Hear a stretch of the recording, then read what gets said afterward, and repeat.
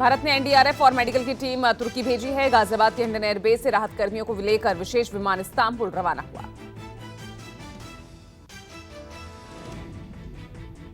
NDRF की 2 टीमों में 100 जवान होंगे, साथ ही डॉग स्क्वाड भी साथ रहेंगे।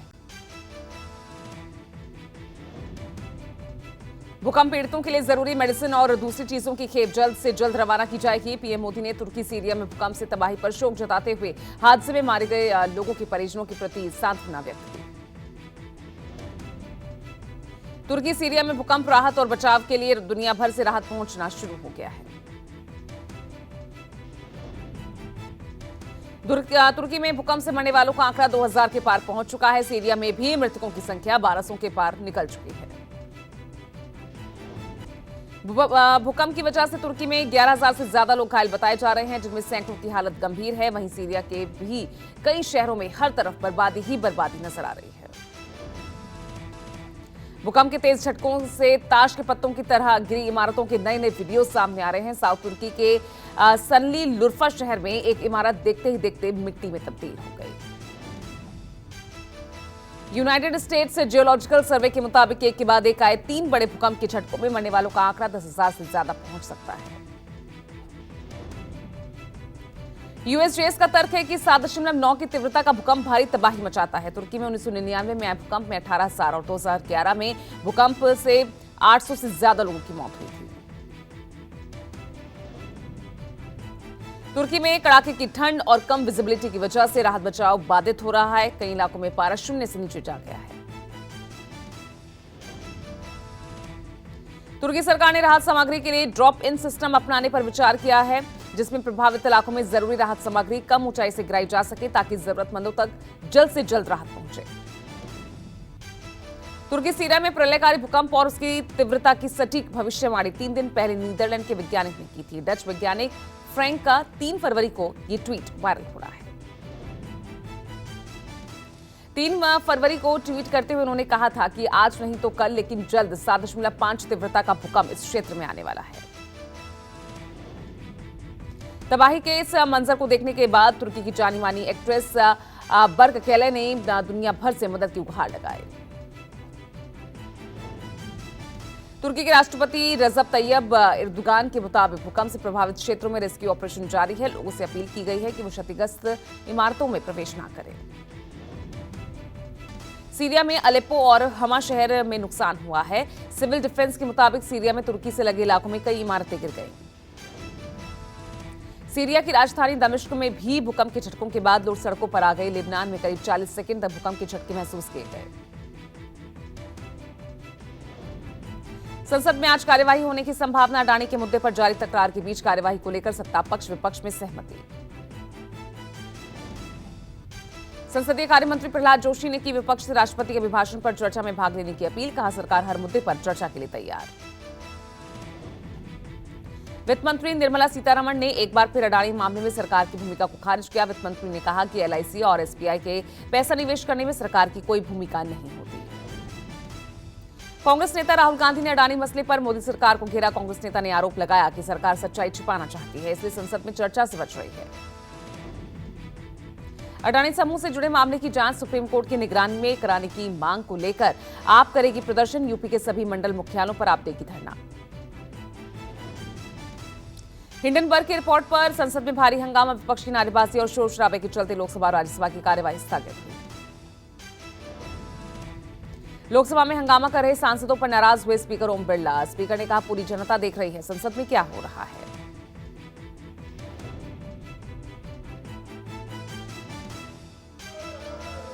आप प्रश्न पूछें, माननीय मंत्री जी जवाब देने को तैयार हैं।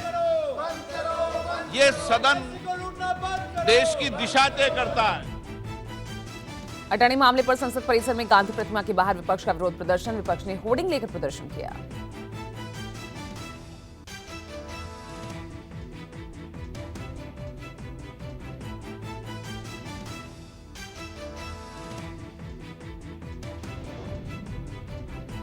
अडानी विवाद को लेकर हैदराबाद में कांग्रेस का विरोध प्रदर्शन। कांग्रेस ने एसबीआई कार्यालय के बाहर किया विरोध प्रदर्शन। बेंगलुरु में कांग्रेस ने तख्तियों और पोस्टर के साथ एलआईसी दफ्तर के सामने प्रदर्शन कर रहे भारी संख्या में कांग्रेस कार्यकर्ता जुटे।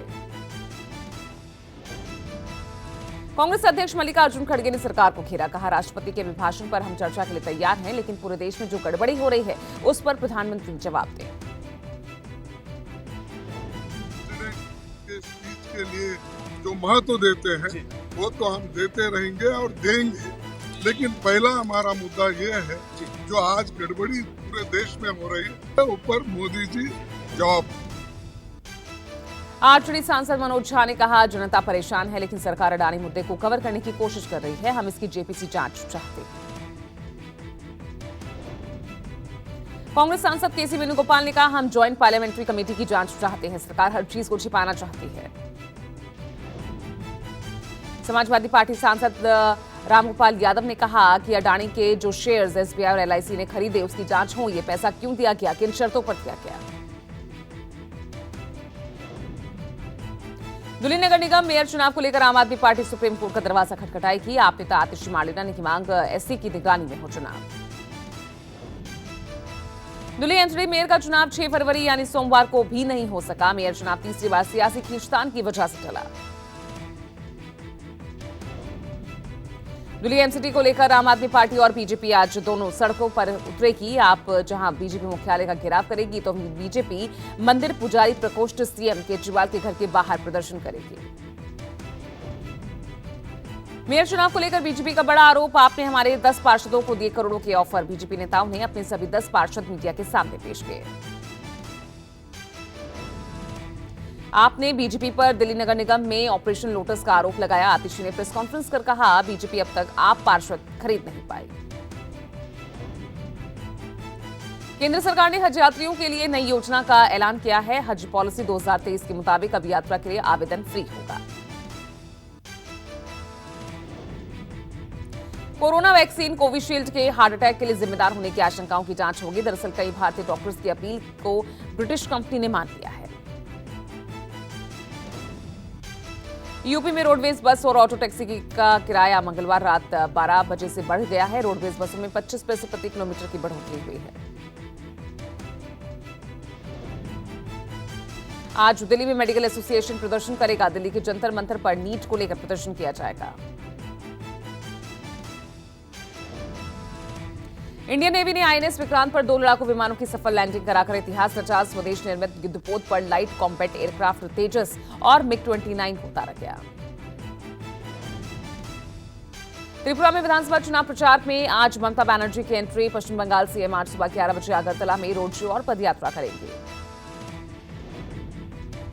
सोमवार को अगरतला पहुंची ममता बनर्जी ने त्रिपुरा सुंदरी मंदिर में पूजा अर्चना की। ममता के साथ पार्टी महासचिव अभिषेक बनर्जी भी साथ थे।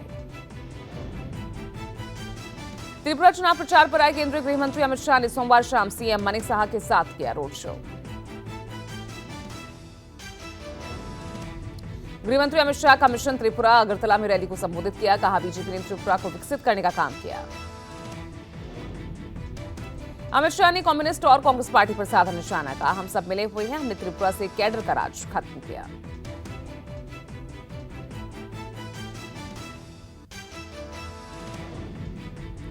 बिहार के मुख्यमंत्री नीतीश कुमार ने पार्टी संसदीय बोर्ड अध्यक्ष उपेंद्र कुशवाहा पर तीखा हमला बोला। सीएम नीतीश ने कुशवाहा को पार्टी छोड़ने की नसीहत देते हुए कहा कि उन्हें पार्टी में बड़ा पद दिया जाता रहा है।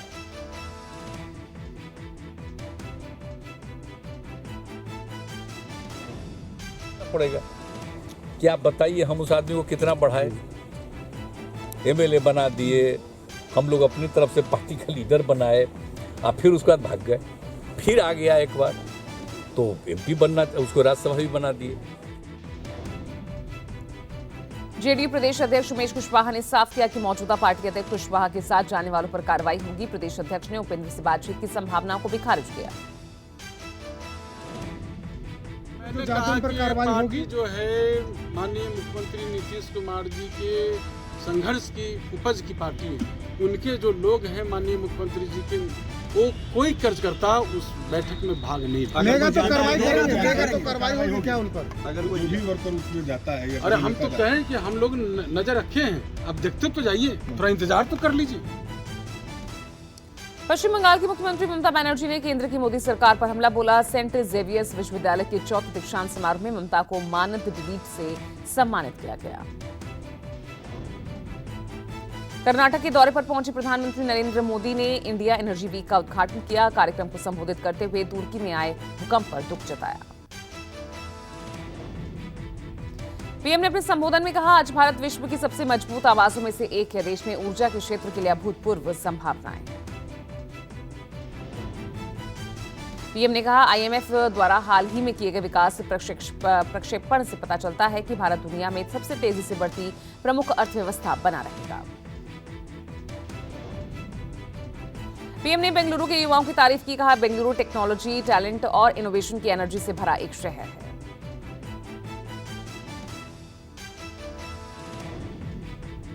रामचरितमानस विवाद के बीच संघ प्रमुख का बड़ा बयान। बोले, सिर्फ अपना पेट भरना ही धर्म नहीं, जाति भगवान ने नहीं पंडितों ने बनाई।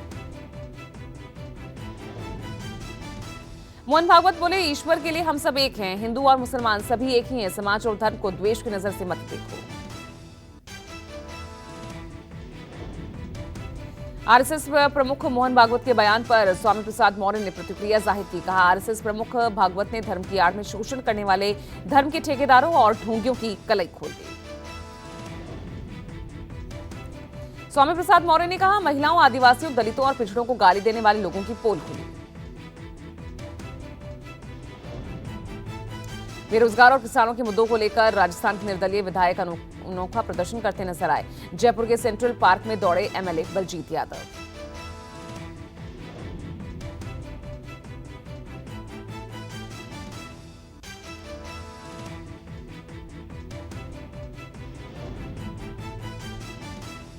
केंद्र और राज्य सरकार की गलत रोजगार नीति के खिलाफ बलजीत यादव ने 100 किलोमीटर की दौड़ लगाई। निर्दलीय विधायक की सुबह 7 बजे शुरू हुई दौड़ शाम 6 बजे तक चली। बलजीत यादव ने कहा, जब दूसरे राज्यों में अपने यहां के स्थानीय युवाओं को प्राथमिकता दी जा सकती है तो राजस्थान में ऐसा क्यों नहीं हो सकता।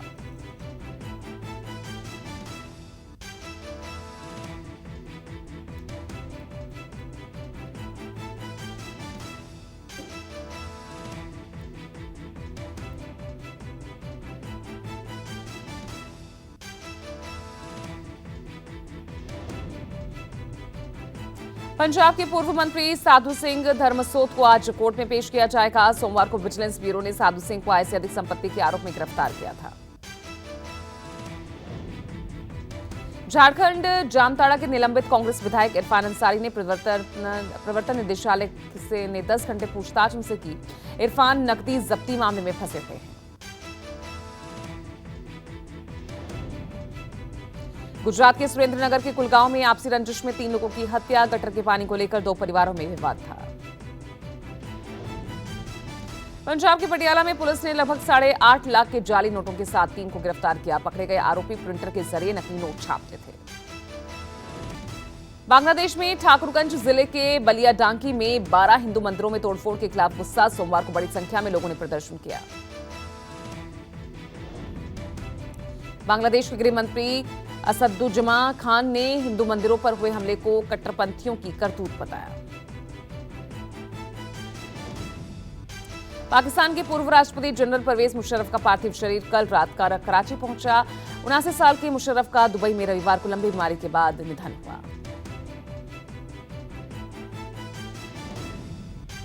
नेपाल के पोखरा में हुए विमान हादसे की जांच रिपोर्ट में खुलासा। लैंडिंग के दौरान विंग्स एंगल नहीं मिल पाने और बैलेंस बिगड़ने से हादसा हुआ। नेपाल की प्रचंड सरकार पर गहराया संकट। आरएसपी पार्टी ने वापस लिया समर्थन। 3 मंत्रियों ने दिया इस्तीफा। डिप्टी पीएम और गृह मंत्री के पद पर रवि लम्मिछाने की पुनर्नियुक्ति न होने पर सरकार से हटी आरएसपी।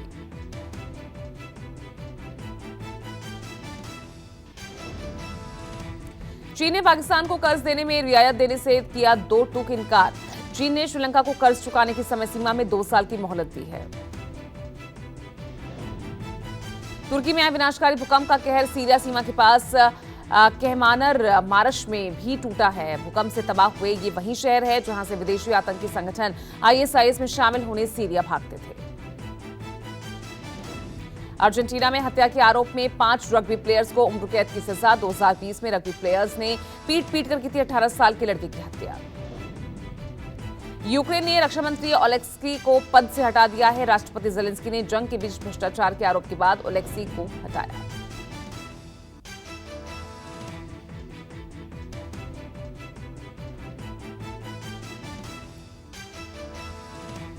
पाकिस्तान की राजधानी इस्लामाबाद में बेहद सुरक्षित इलाके में युवती के साथ गैंग रेप। फातिमा जिन्ना पार्क में टहलने आई महिला के साथ 2 हथियारबंद लोगों ने दुष्कर्म किया। भारतीय मूल के ब्रिटिश लेखक सलमान रुश्दी ने अपने ऊपर हुए कातिलाना हमले पर पहली बार बयान दिया। रुश्दी ने कहा, मैं भाग्यशाली था कि उस हमले में बच गया।